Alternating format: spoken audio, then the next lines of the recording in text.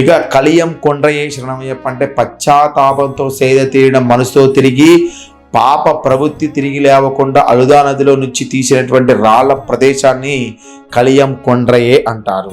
ఇక కరిమల ఎట్రమే అంటే కరిమల కొండ ఎక్కడం అంటే ఏనుగులు సంచరించేటువంటి దట్టమైనటువంటి చాలా డేంజరస్ అయినటువంటి ప్రదేశం కరిమల ఎట్రమే. కరిమల ఎరక్కమే అంటే కరిమల కొండ దిగటం. కరిమల ఎట్రమే అంటే ఎక్కడం, కరిమల ఎరక్కమే దిగటం. కరిమల కొండ ఎక్కడం ఈజీగానే దిగటం అనేది చాలా కష్టం అండి. స్వామివారు సాక్షాత్ అక్కడే మనకు కనిపిస్తారు. ఇక పెరియాన వట్టమే శరణమయ్యప్ప అంటే పెరియా అనేటువంటి విశాలమైనటువంటి ప్రదేశం, పెద్ద గుంపులతో ఉన్నటువంటి ఏనుగు ప్రదేశం ఇది పెరియాన వట్టం అన్నమాట. చెరియాన వట్టమే అంటే చెరియా అనేటువంటి ఒక చిన్న ప్రదేశం, చిన్న గుంపులు ఏనుగులు ఇక్కడ ఉంటూ ఉంటాయన్నమాట. పంబా నది శరణమయ్యప్ప అంటే పాపాలు హరించేటువంటి పంబా నదిలో ఉన్నటువంటి అయ్యప్ప అని అర్థం. పంబల్ విలక్కే అంటే పంబా నదిలో వెలిగించేటువంటి దీపం అన్నమాట, పంబల్ విలక్కే అంటారు అక్కడ.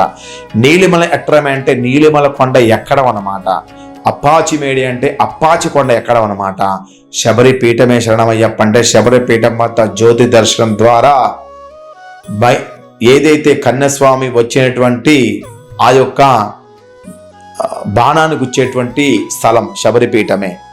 శరంగుత్తి ఆలయ శరణమయ్యప్ప అంటే స్వామివారు పరివారాలు ఆయుధాలు ఇచ్చేటువంటి అశ్వర్థ వృక్షము, అదే నేటి శరంగుత్తి. అందుకనే శబరిపీఠమే శరంగుత్తి రెండు కూడా ఒకటే అని చెప్తూ ఉంటారు. శరంగుత్తి ఆలయ అయ్యప్ప స్వామివారు పరివారాలు ఆయుధాలు మొత్తం కూడా అశ్వర్థ వృక్షం దగ్గర ఉంచాడు కాబట్టి శరంగుత్తి వద్ద కన్యస్వామిని ఏం చేస్తారంటే బాణాన్ని గుచ్చుతుంటారు.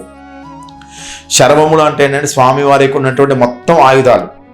ఇక భస్మాకులమే శరణమయ్యప్ప స్వామివారు భస్మాకులము, ఇది మాలికావృత్త గుడి ఉత్తరాన ఉంటుందన్నమాట. భస్మాకులము పూర్వం అభిషేక జలం నుంచి ఇచ్చటి నుంచే మనము స్వామివారికి అభిషేక జలాన్ని ఎక్కడి నుంచి తీసుకొచ్చాడు, ఈ కోణం నుంచి తీసుకొచ్చేవాడు, భస్మాకులమే అంటారు అక్కడ. ఇక 18 అధిపతి శరణమయ్యప్ప అంటే శబరిమల సన్నిధానం నుంచి వచ్చినటువంటి ఉన్నటువంటి 18 మెట్లు 18